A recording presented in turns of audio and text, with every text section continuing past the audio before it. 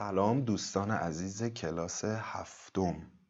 جهان جمله فروغ روی حق دان، حق اندر ویز پیدایی است پنهان. گلشن راز از شیخ محمود شبستری. توی این بیت جمله به معنای همه است، به معنای همگیه. مثلا میگن جملگی آنها آمدند، یعنی همه آنها آمدند. میگه جهان رو، همه جهان رو و موجودات اون رو یه پرتویی از نور بزرگ و عظیم پروردگار بدون. حق اندر ویز پیدایی است پنهان. نور حق آنچنان تمام جهان رو پر کرده، انقدر آشکاره که از شدت پیدا بودنش پنهان و دور از دسترس به نظر میرسه. منظور این که هر طرف که نگاه بکنی نشانه ای از نشانه های خداوند رو میبینی. امکان نداره جایی باشی و چیزی رو ببینی که خدا اون رو نیافریده باشه، یعنی نشانه ای از خدا نباشه. فصل اول، زیبایی آفرینش. دوستان این فصل 2 درس داره که ما توی این ویدیو درس اول رو با همدیگه پیش میریم، شعر رو میخونیم، با همدیگه معنا میکنیم، تمرین ها رو حل میکنیم و بعد هم حکایت رو میخونیم و معنا میکنیم و لغت ها و واژه های سخت رو ترجمه میکنیم. درس اول، زنگ آفرینش. صبح یک روز نوبهاری بود، روزی از روزهای اول سال. بچه ها در کلاس جنگل سبز جمع بودند دور هم خوشحال. بچه ها گرم گفتگو بودند، باز هم در کلاس غوغا بود. هر یکی برگ کوچکی در دست، باز انگار زنگ انشا بود. تا معلم ز گرد راه رسید، گفت با چهره‌ای پر از خنده باز موضوع تازه‌ای داریم، آرزوی شما در آینده. شبنم از روی برگ گل برخاست، گفت میخواهم آفتاب شوم، ذره ذره به آسمان بروم، ابر باشم دوباره آب شوم. دانه آرام بر زمین غلتید، رفت و انشای کوچکش را خواند. گفت باغی بزرگ خواهم شد، تا ابد سبز سبز خواهم ماند. غنچه هم گفت گرچه دلتنگم، مثل لبخند باز خواهم شد. با نسیم بهار و بلبل باغ، گرم راز و نیاز خواهم شد. جوجه گنجشک گفت میخواهم فارغ از سنگ بچه ها باشم، روی هر شاخه جیک جیک کنم، در دل آسمان رها باشم. جوجه کوچک پرستو گفت کاش با باد رهسپار شوم، تا افقهای دور کوچ کنم، باز پیغمبر بهار شوم. جوجه های کبوتران گفتند کاش میشد کنار هم باشیم، توی گلدسته های یک گنبد روز و شب زائر حرم باشیم. زنگ تفریح را که زنجره زد، باز هم در کلاس غوغا شد.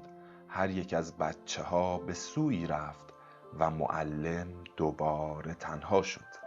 با خودش زیر لب چنین می گفت آرزوهایتان چه رنگین است، کاش روزی به کام خود برسید.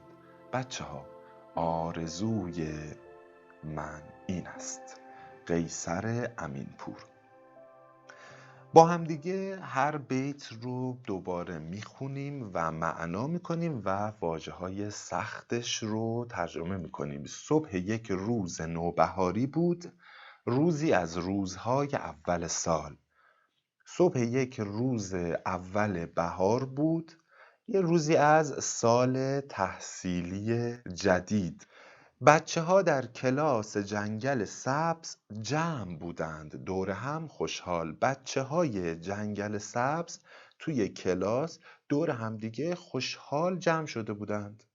بچه‌ها گرم گفتگو بودند، باز هم در کلاس غوغا بود. بچه‌ها داشتن با همدیگه صحبت می‌کردن، مشغول صحبت کردن بودن و توی کلاس سر و صدا شده بود. توی این بیت گرم گفتگو بودن کنایه از مشغول صحبت بودنه، یعنی مشغول صحبت کردن بودن. هر یکی برگ کوچکی در دست، باز انگار زنگ انشا بود. توی این بیت برگ به معنای یک ورق، یک برگ از هر کدومشون یه برگه‌ای تو دستشون بود، انگار که زنگ انشا شده بود. تا معلم ز گرد راه رسید، گفت با چهره‌ای پر از خنده. همین که معلم از راه رسید با یه چهره‌ای سرشار از خنده گفت. توی این بیت هم ز گرد راه رسید کنایه از اینه که لحظه‌ای پیش وارد کلاس شد. باز موضوع تازه‌ای داریم، آرزوی شما در آینده. معلم گفت یه موضوع تازه‌ای برای انشا داریم و موضوعمون اینه که آرزوی شما در آینده چیه؟ شبنم از روی برگ گل برخاست، گفت میخواهم آفتاب شوم. شبنم از برگ گل پا شد، گفت میخوام آفتاب بشم، یعنی مثل آفتاب با ارزش باشم. توی این بیت یه آرایه تشخیص داریم که به شبنم جان بخشیده شده و یه دونم آرایه کنایه داریم، این که میخوام آفتاب بشم یعنی میخوام رشد کنم، یعنی میخوام مثل آفتاب بشم. ذره ذره به آسمان بروم، ابر باشم دوباره آب شوم.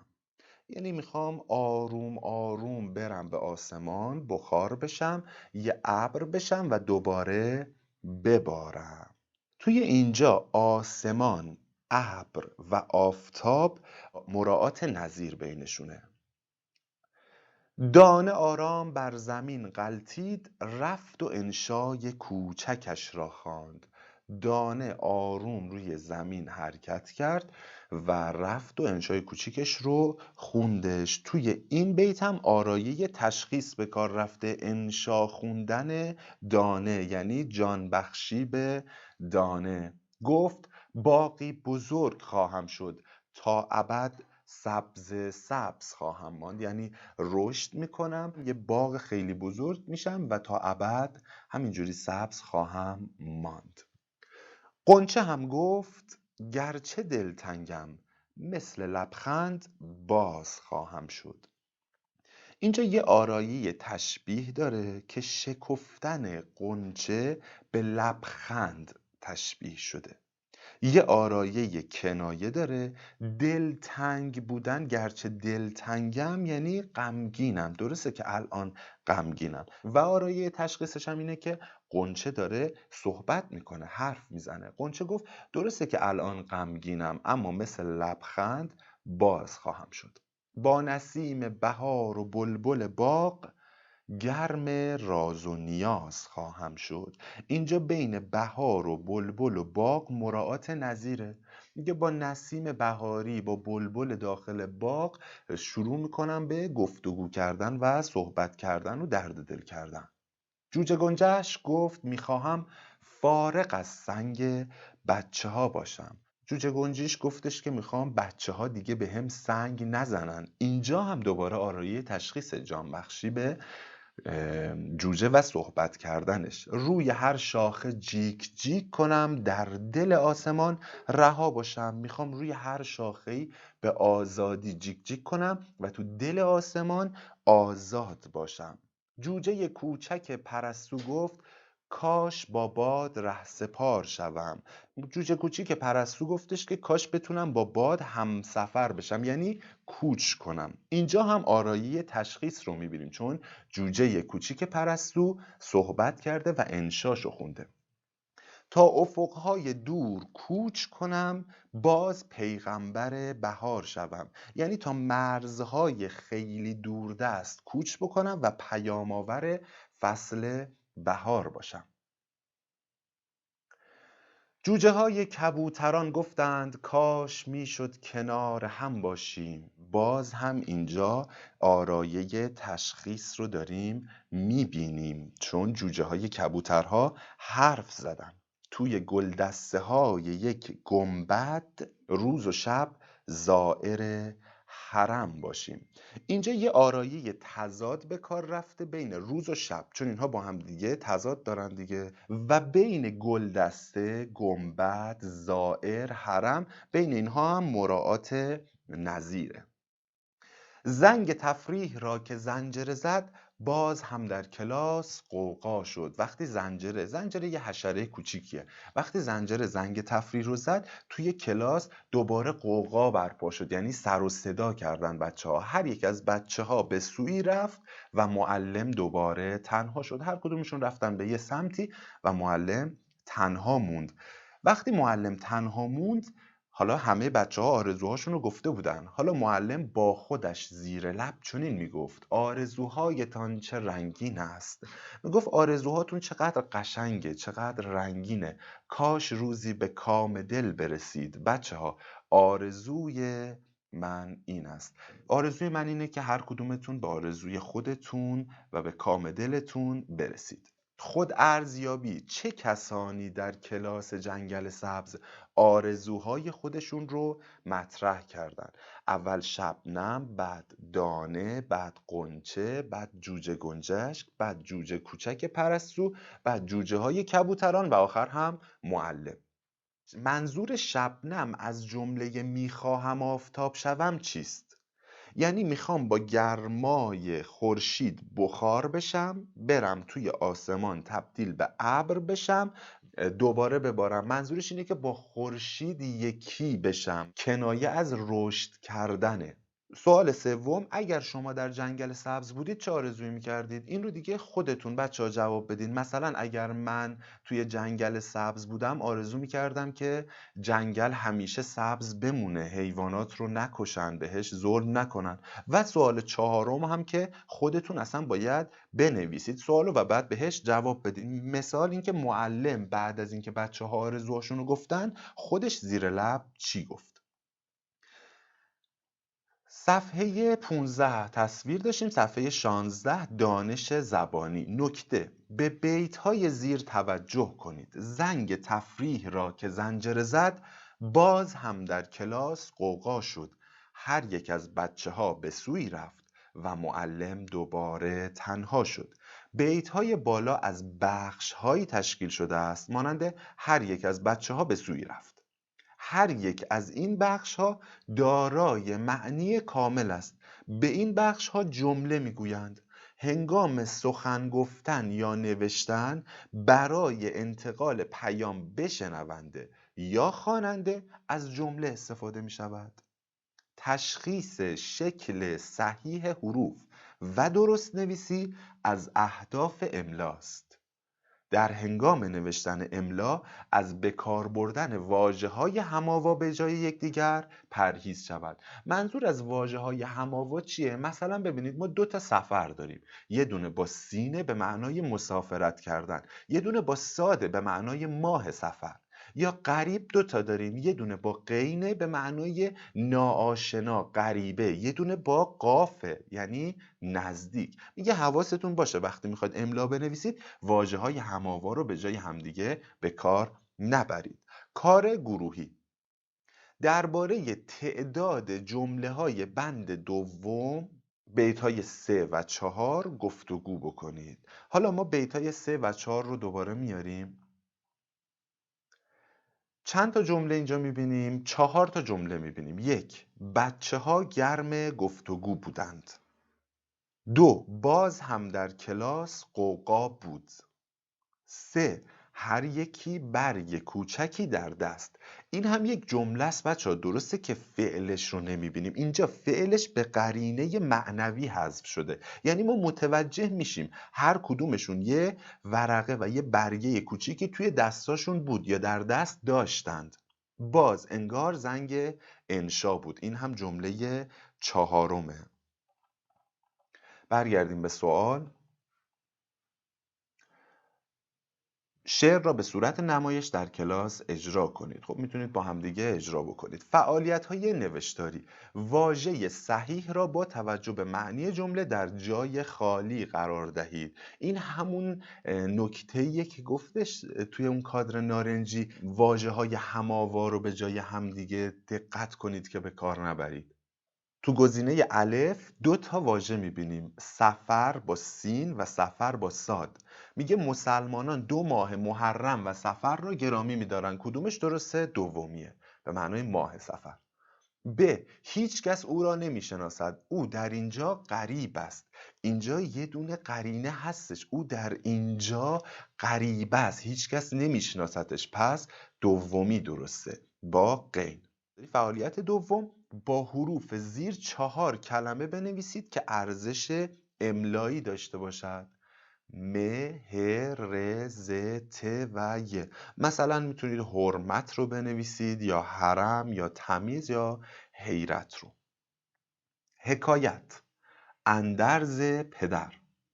این حکایت از گلستان سعدیه. یاد دارم که در ایام طفولیت متعبد و شبخیز بودم.